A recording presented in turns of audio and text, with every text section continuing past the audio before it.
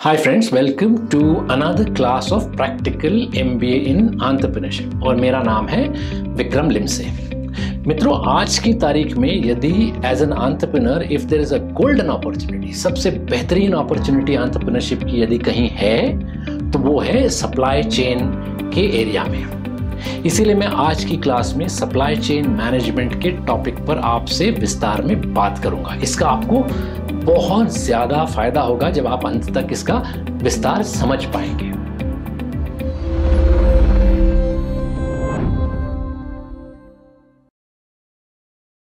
Hi friends, welcome to another class of practical MBA in entrepreneurship और मेरा नाम है विक्रम लिमसे। मित्रों, आज की तारीख में यदि as an entrepreneur if there is a golden opportunity, सबसे बेहतरीन अपॉर्चुनिटी एंटरप्रेन्योरशिप की यदि कहीं है तो वो है सप्लाई चेन के एरिया में। इसीलिए मैं आज की क्लास में सप्लाई चेन मैनेजमेंट के टॉपिक पर आपसे विस्तार में बात करूंगा। इसका आपको बहुत ज्यादा फायदा होगा जब आप अंत तक इसका विस्तार समझ पाएंगे। ठीक है ना?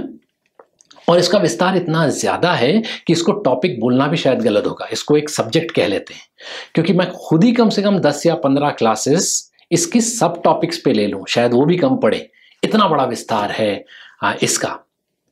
और क्यों विस्तार है? क्योंकि ये पूरा जो ग्लोबल इकोनॉमी का मामला है, ये पूरा रेस्ट होता है कि you create a product from the multiple resources that you are given and that product has to reach, आपके कस्टमर तक आपका प्रोडक्ट पहुंचना चाहिए, तभी वो आपको पैसे देगा और फिर वो आप उसमें से वेल्थ क्रिएट करेंगे। तो ये पूरा ग्लोबल इकोनॉमी का जो चाल चलन होता है, इसका इंजन जो है वो सप्लाई चेन इंडस्ट्री या सप्लाई चेन सेक्टर है। तो यदि आप इसको समझ जाते हैं तो इसमें इतनी अपॉर्चुनिटीज पाएंगे, इतने छोटे छोटे छोटे छोटे एरियाज हैं कि आपको इसमें बहुत आगे बढ़ने का अवसर प्राप्त होगा।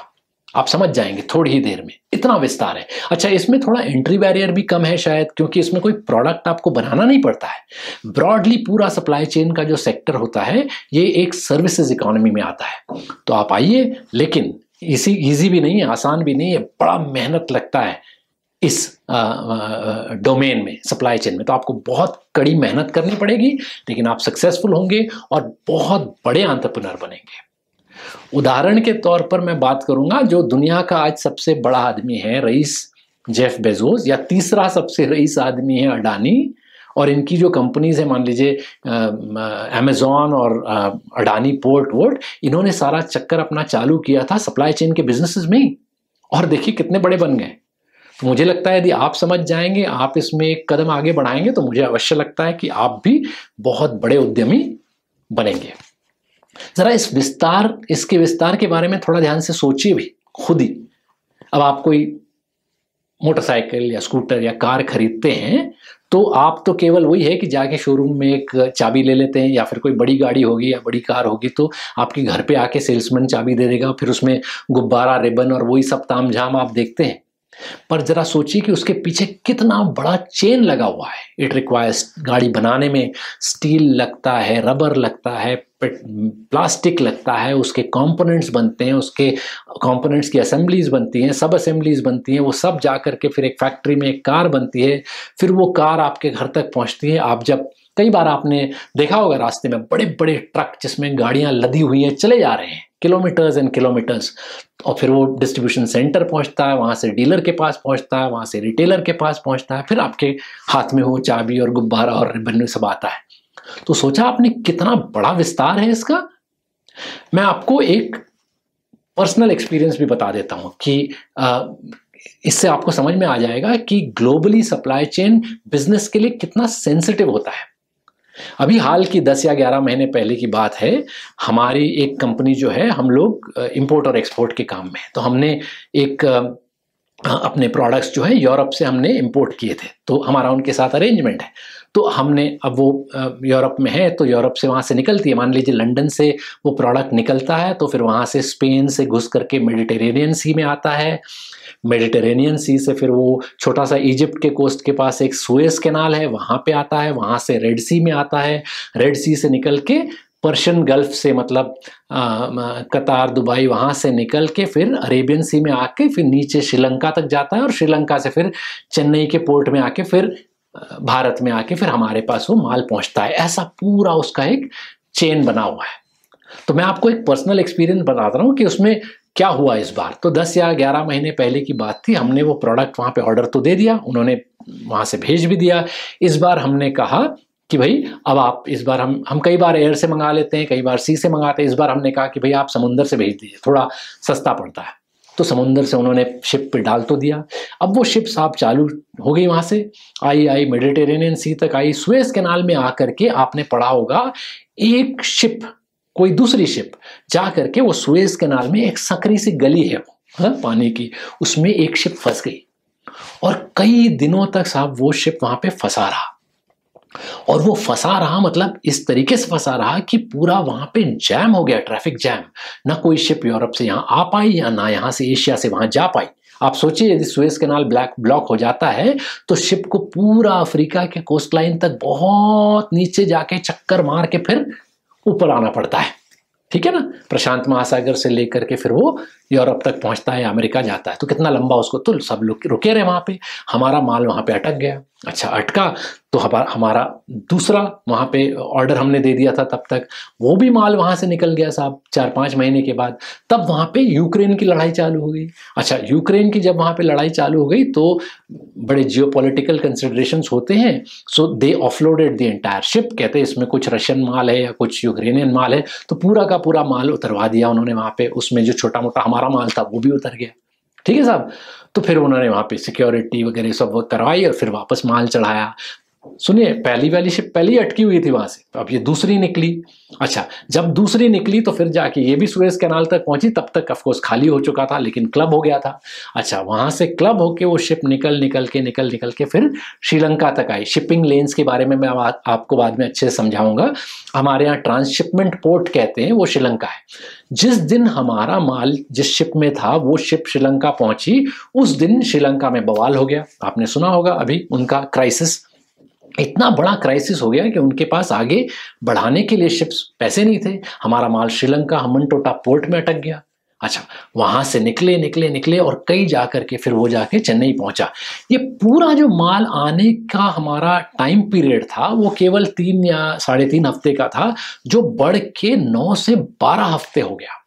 अब 9 से 12 हफ्ते हो गया। ये पूरा काम जो था सप्लाई चेन के जैम होने का था।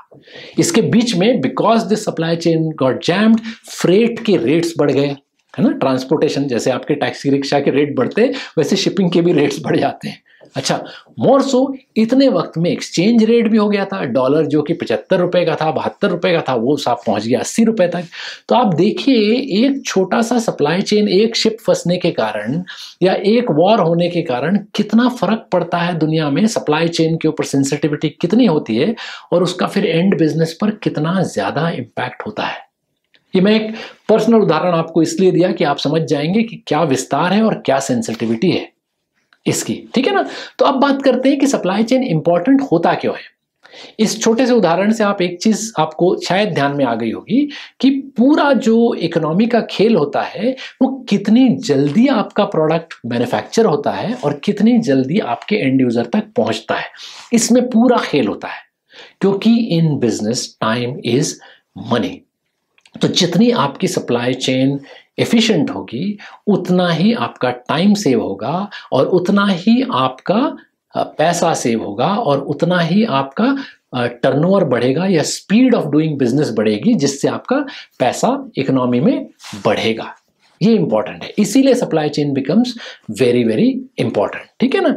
अच्छा सप्लाई चेन मतलब केवल यही नहीं कि गुड्स यहां से आ रहे हैं वहां जा रहे हैं। 3 चीजें होती हैं सप्लाई चेन में। एक तो गुड्स का आना और पहुंचना, दूसरा होता है इंफॉर्मेशन का आना और पहुंचना। देखिए information today it's a data driven world. Information का आना और पहुंचना, और तीसरा पैसे का आना और पहुंचना। 3 बड़े अलग अलग चीजें लेकिन दे आर इंटरलिंक्ड।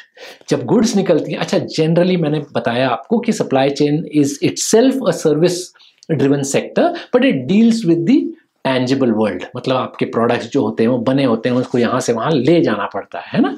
तो एक तो होता है गुड्स मूवमेंट। अब वो गुड्स मूवमेंट का आप देख लीजिए विस्तार, बाय सी भी जा सकता है, बाय एयर भी जा सकता है, बाय रेल भी जा सकता है, बाय रोड भी जा सकता है। कई सारे इसमें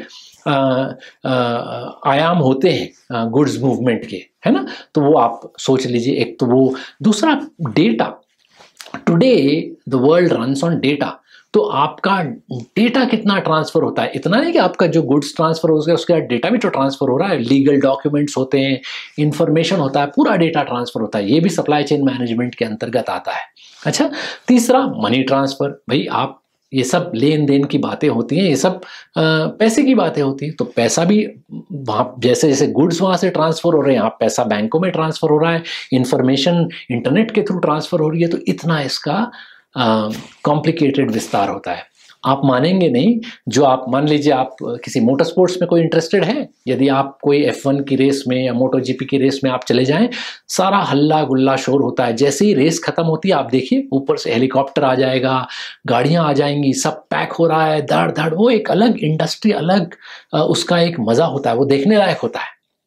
आप बड़ी बड़ी कंपनियां होती हैं, मर्स्क लाइन पकड़ लीजिए, दुनिया की बहुत बड़ी शिपिंग कंपनी है, हजारों शिप्स इनकी चलती हैं। यदि आप उनके ऑफिस में चले जाएंगे तो इतना बड़ा कंट्रोल सेंटर होता है कि कौन सी शिप कहाँ पे है, कोई शंघाई से उसको डायरेक्ट कर रहा है, कोई कहीं यूरोप से उसको डायरेक्ट कर रहा है। तो इतना बड़ा काम होता है।